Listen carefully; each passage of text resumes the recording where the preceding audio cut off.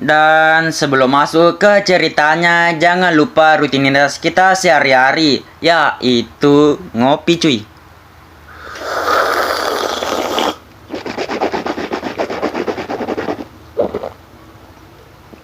Aduh, enak banget cuy. Oke cuy, kalau sudah ngopi langsung kita lanjut ke ceritanya. Linceng sangat panik karena dia mengira dia ketahuan oleh wanita tersebut.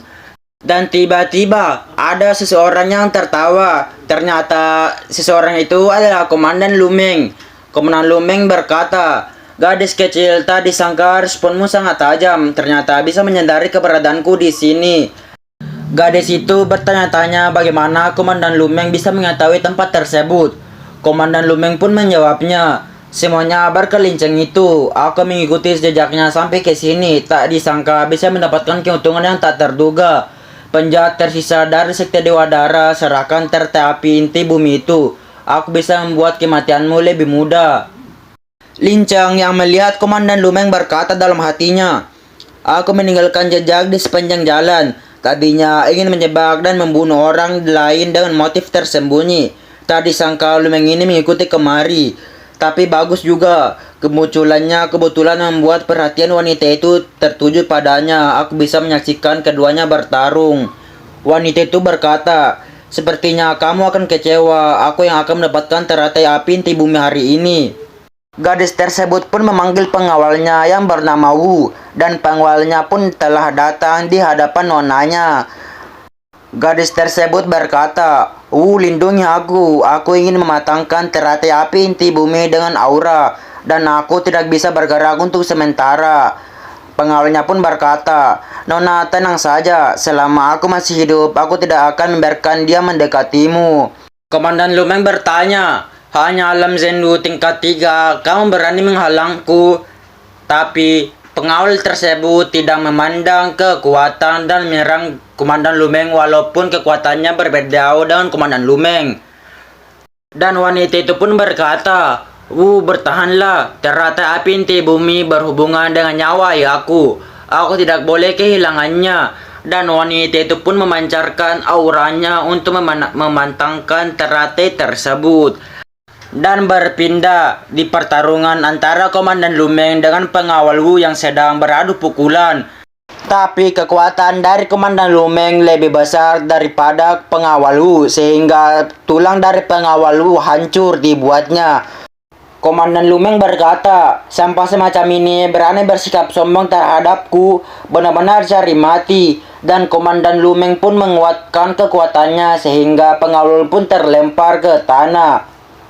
Wanita tersebut yang melihat pengawalnya telah kalah di tangan Komandan Lumeng mengkhawatirkan pengawalnya. Tapi tiba-tiba Komandan Lumeng telah berada di belakangnya dan berkata, "Jangan panggil lagi, gadis kecil bawaan sampahmu itu sudah mati." Wanita itu memperingati Komandan Lumeng untuk segera pergi, jika tidak dia akan membunuhnya. Gadis itu berkata dalam hatinya, "Sial, biasanya aku bisa membunuhnya dengan satu hampasan telapak tangan saja. Tetapi ternyata api inti bumi hanya tinggal sedikit lagi akan matang. Aku tidak bisa melepaskannya." Komandan Lumeng bertanya, "Berani-beraninya bicara seperti itu terhadapku. Aku lihat kamu ini mau diberi pelajaran." Dan Komandan Lumeng pun menyerang pundak dari wanita tersebut, sehingga wanita tersebut pun tak sadarkan diri. Komandan Lumeng berkata, "Setelah aku mengambil teratai api inti bumi ini, aku akan memberikanmu kepada Pangeran Yunfeng. Kemudian aku akan membunuh Lin Jiancheng. Itu pasti pencapaian yang luar biasa." Lin Jiancheng berkata dalam hatinya, "Ternyata Lumeng ingin membunuhku. Sepertinya tidak boleh membiarkannya dia hidup." Dan wanita tersebut pun tersadarkan diri lagi dan melihat ke arah teratai api inti bumi tersebut, yang ternyata teratai api inti bumi tersebut sudah matang, dan wanita itu pun sesegera mungkin mengambil teratai tersebut. Dan teratai tersebut pun melayang ke diri wanita tersebut. Tapi tiba-tiba Komandan Lumeng menginjak tangan dari wanita tersebut sehingga wanita itu pun berteriak kesakitan. Dan teratai tersebut pun telah jatuh ke tangan Komandan Lumeng. Komandan Lumeng bertanya, "Apakah ini teratai api inti bumi yang sudah matang?" Gadis kecil, karena teratai bumi ini sudah matang, kamu tidak ada gunanya lagi. Maka itu matilah. Dan Komandan Lumeng pun bersiap-siap untuk membunuh wanita tersebut. Tapi tiba-tiba pengawal Wu menghentikan penyerangan untuk nonanya. Dan pengawal Wu mengorbankan dirinya untuk nonanya dengan cara memeluk erat Komandan Lumeng dan mendorongnya hingga terjatuh ke lava. Pengawal Wu berkata, "Nona, cepat pergilah, aku akan membereskan masalah tersebut." Dan mereka berdua pun jatuh ke lava secara bersamaan. Wanita tersebut pun menangis dan berkata, kamu tenang saja, aku tidak akan membiarkanmu mati sia-sia." Tapi tak lama setelah itu, Komandan Lumeng keluar dari lava dan menyerang wanita tersebut. Wanita tersebut tampak heran dan tidak bisa menghindari serangan dari Komandan Lumeng, sehingga wanita tersebut pun terkena serangannya dengan sangat telak sehingga dia tak sadarkan diri lagi. Komandan Lumeng berkata, "Sial, sebagian besar tubuhku terbakar oleh magma. Sekarang hanya teratai api inti bumi yang bisa menyelamatkanku." Dan ketika Komandan Lumeng ingin menyerap teratai api inti bumi tersebut, tiba-tiba teratai tersebut menghilang dari hadapannya yang membuat Komandan Lumeng terheran-heran. Dan Lin Cheng berkata, "Aku harap kamu baik-baik saja, Komandan Lu. Apakah kamu mencari teratai ini?"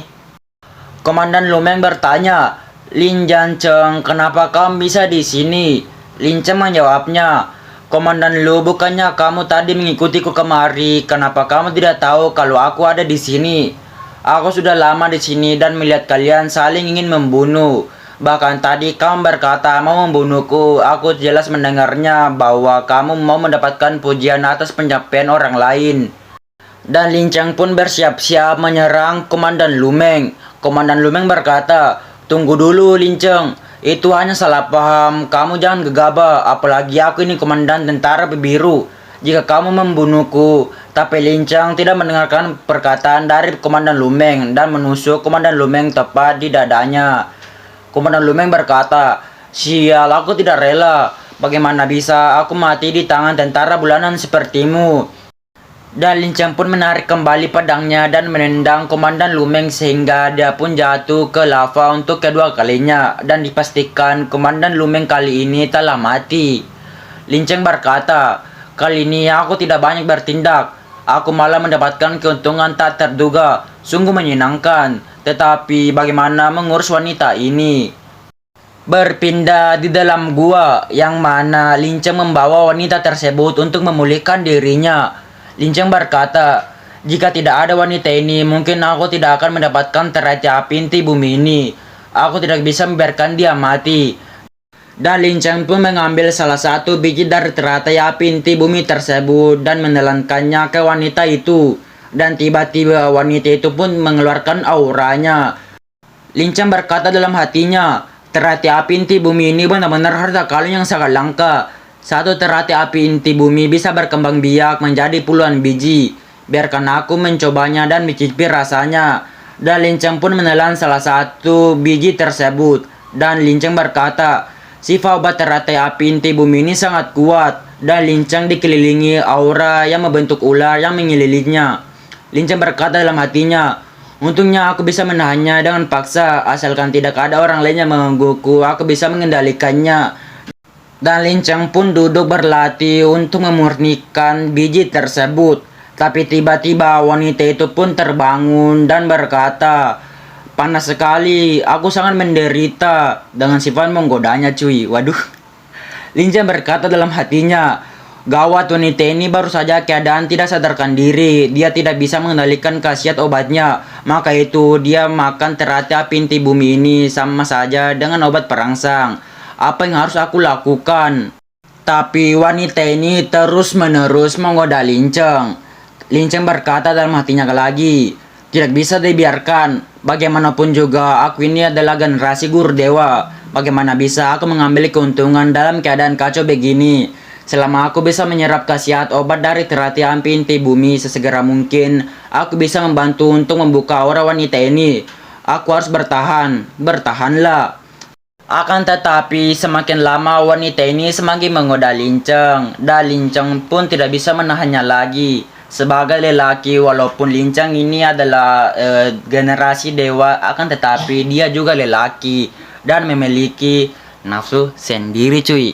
Dan mereka pun berdua bagi kalian yang mengerti saja dan tidak usah komen di bawah. Bagi kalian yang tidak mengerti, tidak usah mencari tahu cuy. Untuk kalian aja. Oke, skip. Oke, BTW juga Mimin gak pernah nyangka kalau ada kejadian yang seperti ini. Karena yang Mimin tahu ini hanyalah Lincang ini adalah kaisar para dewa dan juga guru para dewa. Dan Mimin gak pernah nyangka kejadian seperti ini akan terjadi di manhwa ini cuy. Oke, lanjut ke ceritanya. Dan berpindah hari, keesokan paginya Lincang telah bangun dari tidurnya dan mencari wanita tersebut. Dan Lincang mengira wanita tersebut telah pergi dari gua tersebut. Lincang berkata, dia bahkan misalkan 3 biji teratai untukku, aku sudah bisa menerobos alamku. Lincang sebagai lelaki sejati dan bertanggung jawab atas kejadian tersebut berkata dalam hatinya, bagaimanapun juga dia sudah menjadi wanitaku. Satu hari menjadi wanitaku, seumur hidup pun juga akan menjadi wanitaku. Tidak peduli siapa kamu, kemanapun kamu pergi, suatu hari aku akan menemukanmu. Dan Lincang pun pergi meninggalkan gua tersebut. Akan tetapi Lincang tidak menyadari bahwa wanita tersebut pun masih ada di gua tersebut. Dan wanita tersebut pun diperkenalkan yang bernama Lo Ziyi. Dan wanita itu pun berkata, Lo Ziyi, pada akhirnya kamu masih tidak bisa membunuhnya. Lupakan saja, dia hanya orang kecil saja. Perasaan campur aduk ini juga cukup berakhir sampai sini saja. Maka itulah kemungkinan kita tidak akan pernah bertemu lagi di kehidupan ini. Dan Lozi pun mengeluarkan air matanya dan meninggalkan Lincang. Waduh, perpisahan yang sungguh menyedihkan. Waduh.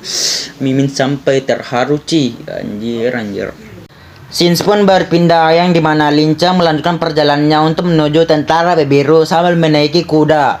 Lincang mengingat-ingat kembali yang dialaminya akhir-akhir ini dan berkata dalam hatinya, aku sudah berturut-turut membunuh Cheng Tanhe, Ye Feisu, dan Lumeng. Jika aku kembali ke tentara biru saat ini, aku pasti akan dikepung oleh keluarga Liu dan keluarga Cheng. Bagaimanapun juga, medali militerku sudah cukup. Lebih baik memanfaatkan waktu ini untuk berlatih sebentar. Saat konferensi pertempuran militer dimulai dan setelah aku menjadi salah satu dari 3 murid teratas dari Hao Tianzong, bahkan panglima besar tentara biru pun tidak berani menyerangku. Di tengah perjalanannya, Lincang menemukan kedai teh yang di pinggir sana dan 3 orang petani yang mengeluh karena hujan tidak datang juga. Dan Lincang pun telah datang dari sana. Penjaga warung yang melihat Lincang mendatangi warungnya mendatangi Lincang dan berkata, Tuan, cuaca begitu panas, bagaimana kalau minum teh dingin? Hanya bayar sedikit uang, kamu bisa minum sampai puas. Lincang berkata dalam hatinya, tempat seperti ini ada kedai juga teh ya. Menarik. Dan Lincang pun memberikan sejumlah uang kepada penjaga warung tersebut dan berkata, baiklah, berikan aku 1 mangkuk teh dingin dan beberapa kue. Dan Lincang pun mencari tempat duduk kosong. Penjaga warung yang melihat Lincang ingin duduk berkata dalam hatinya, sangat mudah diumpan, anak muda ini benar-benar tidak berpengalaman. Lincang yang melihat ketiga petani tersebut berkata dalam hatinya, peta-petani ini sangat mencurigakan. Orang yang sudah lama bekerja di lapangan memiliki kulit yang lebih putih dariku. Kapalan di tangannya terlihat jelas akibat dari latihan pedang dan senjata lain selama bertahun-tahun. Dan juga senjata yang disembunyikan di bawah meja terlalu mencolok. Dibandingkan dengan muridku yang dikenal sebagai dewa pembunuh di alam dewa, orang-orang ini mempermalukan profesi pembunuh. Jadi Lincang ini telah mengetahui kalau Lincang ini telah dijebak cuy. Oke, lanjut. Penjaga warung tersebut pun membawakan Lincang beberapa makanan dan bertanya, Tuan, kenapa tidak minum lagi? Apakah rasa teh buatanku tidak enak? Tapi dalam hati penjaga warung tersebut pun berkata, aku sudah menaruh 81 jenis racun di dalam teh ini. Anak ini pasti akan mati setelah meminumnya. Tapi Lincang hanya berkata, kamu ini lain kali jangan memasukkan begitu banyak racun yang berbeda di dalam teh. Setelah tercampur bersama, teh herbal sudah kehilangan rasa manisnya dan semua orang juga tahu menemukan dapat sesuatu yang tidak beres. Penjaga warung tersebut pun bertanya, "Apa kamu sudah bisa menyadarinya?" Dan ketiga petani tersebut pun mengeluarkan pedangnya. Linceng bertanya, "Akhirnya kalian tidak berakting lagi." Ketiga prajurit tersebut pun hanya tertawa dan berkata, "Nak, kamu sudah terlambat menyadarinya. Kamu sudah minum teh itu. Kamu sudah teracuni oleh racun menara Suesa kami. Kamu sudah tidak bisa lari dari kematian. Lin Janceng, kamu sudah melukai banyak orang. Kamu harus mati hari ini." Linceng berkata, "Mau membunuhku, kalian bisa mencobanya." Dan ketiga orang tersebut pun menyerang Linceng secara bersamaan. Tapi Linceng hanya memecahkan gelas yang dia pegang, sehingga pecahan-pecahan gelas tersebut menyerang ketiga pria tersebut dan mereka pun tewas. Penjaga warung yang melihat kejadian tersebut berkata, "Mereka adalah pembunuh paling elit di menara Suesa kami. Semua dimusnahkan dalam satu serangan." Dan Linceng pun menghampiri penjaga warung tersebut dan berkata, "Sekarang adalah giliranmu." Tapi penjaga warung tersebut berkata, "Tunggu dulu, jangan bunuh aku. Aku bersedia beritahu siapa yang membayar uang untuk membunuhmu." Tapi Linceng berkata, "Tidak perlu." Dan Linceng menyerang penjaga warung tersebut menggunakan tangannya menyerang kepalanya, sehingga penjaga warung tersebut pun tewas. Linceng berkata dalam hatinya, "Siapa dalam pemimpin tidak penting, karena dengan pembunuhan semua musuhku otomatis tidak akan ada pemimpin lagi." Dan Linceng pun pergi dari kedai tersebut. 3 hari kemudian Linceng terus berlatih untuk meningkatkan kekuatannya dan berkata, "Jurus ketiga pedang bayangan darah selesai dilatih. Sudah waktunya untuk pulang. Chen Tan Hao, Li Yunfeng, tunggu saja. Waktu kematian kalian akan segera tiba." Scenes pun berpindah di Tentara Api Biru, tepatnya di arena seni bela diri. Orang-orang yang menonton pertandingan tersebut berkata, "Menurutmu siapa yang akan memenangkan 3 besar konferensi pertempuran militer Tentara Biru ini? Jika Li Yunfeng ada di sana, dia pasti akan menjadi nomor 1 tanpa perlawanan. 2 yang lainnya sulit untuk dikatakan. Aku dengar Chen Tan Ho menerobos ke Master tingkat 9 Alam Zenling beberapa hari yang lalu. Teknik pedang sengit Li Yunfeng juga sangat kuat. Kedua orang ini harusnya memiliki peluang yang sangat besar." Dan salah satu dari penonton tersebut menjelaskan dan berkata, "Namun yang paling mengejutkan adalah orang-orang yang duduk di platform tinggi itu. Mereka adalah orang-orang terhormat yang biasanya tidak terlihat. Mu Qin Yun, penguasa Aula Beiko, Cheng Ninglong, ketua keluarga Cheng, dan Liu Rufeng, ketua keluarga Liu. Semua orang besar berkumpul di sini. Jika penampilan luar biasa dalam konferensi pertempuran militer ini bisa diapresiasikan oleh mereka, masa depan mereka akan sangat menjanjikan. Namun dibandingkan yang lain, yang terpenting bisa diapresiasikan oleh kedua orang besar yang ada di tengah, meskipun itu sangat sulit." Berpindah kepada pengawas Tentara Api Biru dan juga nama panggilannya biasa dikatakan Tuan Xiao. Tuan Xiao bertanya kepada seseorang yang berada di sampingnya, "Tuan Jin, apakah ada hal yang baik?" Ternyata seseorang itu adalah Panglima Besar Tentara Api Biru, Ji Chun Qiu. "Oke, kita panggil dia aja Tuan Jin aja." "Oke, lanjut." Tuan Jin tertawa dan berkata, "Tuan Xiao memang mengenaliku dengan sangat baik. Benar, ada hal baik, bahkan ada sebuah kejutan." Dan tiba-tiba Liu Rufeng bertanya kepada Tuan Jin, "Ngomong-ngomong, Panglima Besar, kursi di sampingmu itu disiapkan untuk siapa?" Mastermu juga berkata, "Aku juga memiliki pertanyaan yang sama. Kepala tentara tidak datang kali ini. Kenapa masih meletakkan 3 kursi?" Dan juga Cheng Dilong pun juga bertanya, "Mungkinkah seseorang dari Hao Tianzong, Sekte Hao Tian, datang untuk menonton pertempuran? Atau apakah ada komandan tentara yang berhasil menerobos?" Tuan Jin menjawab semua pertanyaan tersebut dan berkata, "Kalian tidak usah menebaknya lagi. Sebenarnya aku menyiapkan kejutan untuk kalian. Lihatlah, kebetulan dia sudah datang." Dan diperlihatkan ada seseorang dari atas langit yang menuju ke arah mereka dengan sangat cepat. Ternyata seseorang itu ialah Li Yunfeng. Li Yunfeng memberi hormat dan berkata, Panglima Besar Yunfeng sudah datang. Chen Linlong bertanya, meskipun Li Yunfeng berbakat, tapi dia belum bisa duduk sejajar dengan komandan dan para pengawas tentara, bukan? Li Yunfeng juga bertanya, mungkinkah Li Yunfeng mendapatkan petualangan tak terduga dan katanya telah menikah dengan pesat? Tuan Xiao juga berkata, Ji Chun Kyo, apa kamu sudah gila? Bagaimana bisa Li Yunfeng duduk di sini? Tuan Ji bertanya, belum lama ini Li Yunfeng telah diterima sebagai murid langsung oleh tetua sekte dalam di sekte Haotian.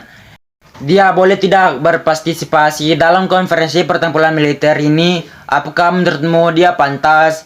Para prajurit tersebut berkata, seseorang murid langsung diangkat oleh tetua sekte dalam Haotian.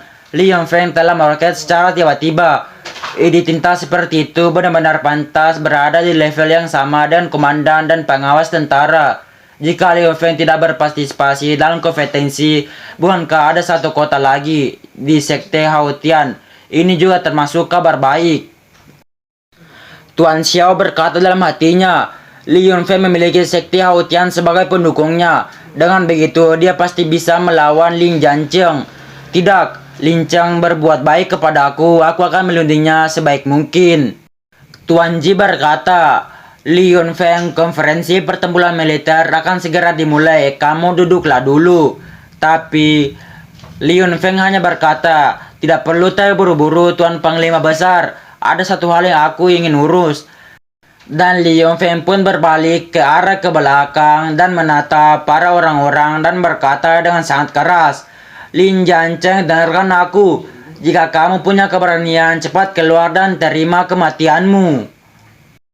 Orang-orang yang menonton pertandingan tersebut bertanya, siapa Lin Cheng itu? Kenapa Li Yunfeng mencarinya?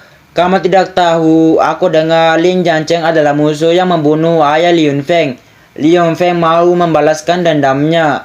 Dia juga berani melawan Li Yunfeng. Lin Cheng, kamu tidak akan hidup lebih lama lagi. Tuan Xiao bertanya, Li Yunfeng, ini adalah konferensi pertempuran militer tentara Pebiru. Kenapa kamu berani bersikap lancang? Li Yunfeng menjawabnya, kata-kata Tuan Pengawas Tentara tidak benar. Lin Jiancheng berkonspirasi dengan penjahat yang tersisa dari sekte Dewa Dara di Pulau Tengkorak dan membunuh sesama rekannya. Aku begini untuk membersihkan musuh publik demi tentara Biru.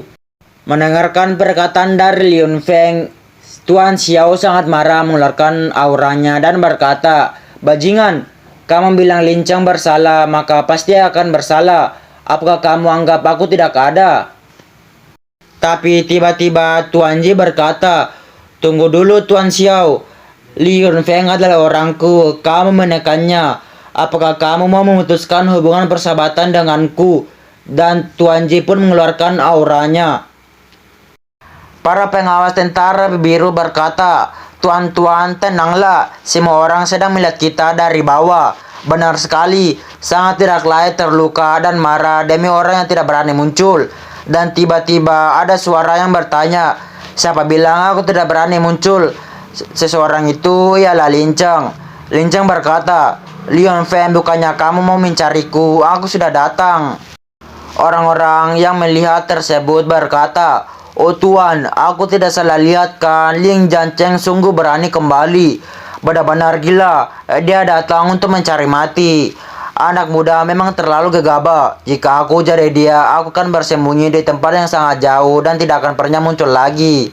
Li Yunfeng yang melihat Lin Cheng sangat marah mengeluarkan auranya dan berkata, Lin Jiancheng, kamu membunuh ayahku dulu, lalu berkoalisi dengan penjahat yang tersisa dari sekte Dewa Dara.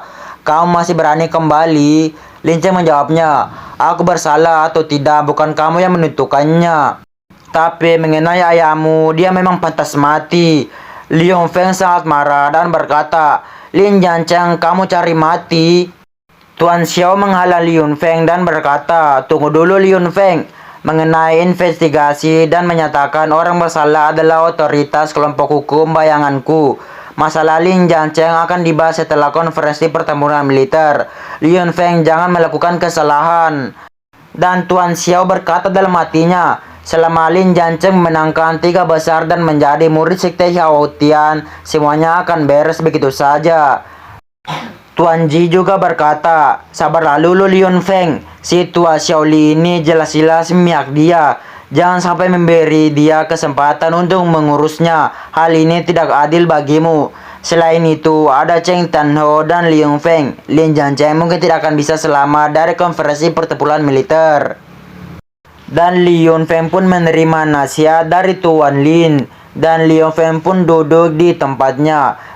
Liu Feng berkata, Lin Jiancheng bergembiralah, kamu masih bisa hidup lebih lama lagi. Dalam waktu ini lebih baik kamu memikirkan dengan jelas kata-kata terakhirmu. Tapi Lin Jiancheng hanya berkata, melihat kemarahanmu tidak berdaya itu benar-benar pemandangan yang sangat indah. Dan Tuan Xiao pun berkata, karena semua orang sudah hadir, maka aku umumkan konferensi pertemuan militer sudah dimulai untuk sekarang. Dan berpindah yang dimana An Xieyi bertanya, Kak Lin Jiancheng, urutan keberapa yang kamu ambil tadi? Lin Jiancheng pun menunjukkan An Xieyi urutan pertamanya. An Xieyi berkata, ternyata nomor 1 itu keberuntungan yang sangat baik. Tapi tiba-tiba ada 2 orang yang mendatangi Lin Jiancheng. Ternyata 2 orang tersebut ialah Cheng Tanhao dan juga Liu Jianfeng. Cheng Tanhao berkata, nomor tidak menunjukkan kemampuan. Lin Jiancheng, kamu sebaiknya berdoa untuk tidak bertarung denganku nanti. Kalau tidak, aku akan membuatmu mati mengenaskan. Liu Jianfeng juga berkata, aku tidak menyangka keberuntunganmu sangat baik. Kamu bisa kembali dengan selamat. Hanya saja kali ini tidak ada orang yang bisa membantumu. Kamu harus mati. Lin Jiancheng berkata, bukankah pembunuh menara Suesa yang kamu sewa terlalu tidak berguna? Aku tidak tahu apakah kamu sama tidak bergunanya dengan para pembunuh itu. Liu Jianfeng mengelak dan berkata, menara Suesa apanya? Aku tidak mengerti apa yang kamu katakan. Dan juri dari pertandingan tersebut berkata, pertandingan pertama Lin Jiancheng melawan Cheng Hai. Silakan kedua peserta naik ke arena. Lin Jiancheng berkata, tidak mau mengakui juga tidak masalah, cepat atau lambat aku pasti akan membuatmu membayarnya. Dan Lin Jiancheng pun menaiki arena tersebut. Chen Hai bertanya, kamu yang bernama Lin Jiancheng? Dan Lin Jiancheng menjawabnya, ada apa? Kamu mengenaliku? Chen Hai berkata, ketua telah memerintahkanku untuk membunuhmu. Aku pasti akan mendapatkan banyak hadiah karena membunuhmu. Para penonton tersebut berkata, Chen Hai ini dulunya adalah peringkat ke-6 dari tentara bulanan. Setelah kembali dari Pulau Tengkorak, dia menurunkan banyak medali militer dengan sebuah pil untuk mencapai tingkat ke-6 alam Zenling. Kekuatannya sangat kuat. Kekuatan Lin Jiancheng juga tidak lemah. Ini seharusnya akan menjadi pertarungan yang sengit. Kami siap untuk menonton pertunjukan yang sangat bagus. Berpindah di arena, Lin Jiancheng berkata, bodoh, jangan terlalu mimpi. Cepatlah maju, jangan buat peserta yang di belakang menunggu dengan cemas. Dan juri tersebut pun memberi aba-aba kalau pertandingan pertama akan segera dimulai. Dan dengan sangat cepat, Chen Hai sudah berada di depan Lin Jiancheng dan berkata, Lin Jiancheng, lihat saja, aku akan mematahkan tulangmu inci demi inci. Tapi Lin Jiancheng yang melihat Cheng Hai menyerangnya hanya menghindarinya dengan sangat cepat. Dan Cheng Hai pun terdiam. Lin Jiancheng pun keluar dari arena tersebut dan berkata, silahkan mulai pertandingan selanjutnya. Orang-orang berkata, kenapa Lin Jiancheng turun? Pertandingan belum selesai. Mungkinkah Lin Jiancheng merasa kekuatannya tidak memadai dan dia menyerah dengan sendirinya? Juri tersebut pun juga berkata, Lin Jiancheng meninggalkan arena. Pemandangannya adalah Chen. Tapi tiba-tiba salah satu dari penonton tersebut berkata, tunggu sebentar, ada yang tidak beres dengan Chen Hai. Diperlihatkan Chen Hai di sini tidak bergerak sama sekali. Dan tiba-tiba Chen Hai terluka parah. Chen Hai seperti diserang beberapa kali satu demi satu. Orang-orang berkata, apa ternyata Chen Hai sudah dikalahkan? Apa yang sebenarnya terjadi? Chen Hai terkapar dan berkata, Kecepatan Lin Jiancheng sangat cepat, benar-benar tidak terlihat bagaimana cara dia menyerangku. Dan juri tersebut pun mengangkat benderanya dan berkata, Chen Hai kalah, pemenangnya adalah Lin Jiancheng. Tuan Ji yang melihat kekuatan dari Lin Cheng berkata, dia menunjuk lebih 500 pukulan dalam sekejap. Lin Jiancheng ini juga orang berbakat. Sayangnya alamnya terlalu rendah. Dia tidak mungkin jadi lawan Cheng Tan Hao dan Liu Jianfeng. Tuan Xiao berkata, untuk apa Panglima Besar menegaskan terlalu dini? Lebih baik terus menyaksikan saja. Liu Yunfeng melihat bakat dari Lin Cheng berkata dalam hatinya, Lin Jiancheng brengsek, ternyata dia bisa menang. Lin Cheng berkata dalam hatinya, An Sei nomor ketiga, dia berada di pertandingan yang sama denganku. Tidak tahu siapa lawannya dan bagaimana hasil pertandingannya. Dan Lin Cheng yang melihat pertandingan ketiga tersebut sangat kaget. Karena lawan dari An Sei adalah Liu Jianfeng. Dan An Sei pun telah kalah oleh Liu Jianfeng. Liu Jianfeng berkata, Hei, anggap saja kamu sedang sial. Siapa suruh kamu bertemu denganku? Orang yang berhubungan baik dengan Lin Jiancheng harus cacat. An Sei berkata, Lin Jiancheng, dia pasti akan membalaskan dendamku padamu. Liu Jianfeng hanya berkata, balas dendam dasar konyol. Matilah bersama mimpi di siang bolongmu itu. Dan Liu Jianfeng berniat menyerang An Sei untuk sekali lagi. Tapi tiba-tiba Lin Cheng memasuki arena dan menyelamatkan An Sei dari tendangan Liu Jianfeng. Lin Cheng berkata, An Sei, kamu baik-baik saja bukan? An Sei menjawabnya, maaf Lin Cheng, aku sudah mempermalukanmu. Lin Cheng berkata, tidak apa, kau makan pil spiritual dulu agar kamu pulih. Aku akan membalaskan dendammu untukmu. Liu Jianfeng berkata, Lin Cheng, kecepatanmu lumayan juga. Apakah karena kamu berlatih lari dan melompat? Omong-omong, saudaramu tidak bisa menahan pukulanku. Aku harap kamu bisa bertahan dengan pukulanku untuk sementara waktu. Lin Cheng berkata, Liu Jianfeng dan Lin Cheng memasuki arena tersebut dan berkata, mulai sekarang aku akan membuatmu menyesal datang ke dunia ini. Liu Jianfeng berkata, sifat begitu keras kepala sama seperti saudaramu. Dan juri tersebut yang melihat Lin Jiancheng dan Liu Yunfeng ingin segera bertarung berkata, Tuan-tuan, bisakah memberikan dua orang ini bertarung terlebih dahulu? Dan Tuan Xiao dan Tuan Ji memperbolehkan kalau Lin Cheng dan Liu Jianfeng bertarung terlebih dahulu. Tuan Xiao berkata dalam hatinya, Lin Jiancheng, percaya kamu pasti akan menang. Tapi sebalikannya, Tuan Ji berkata dalam hatinya, Lin Jiancheng, kematianmu pasti sudah akan tiba.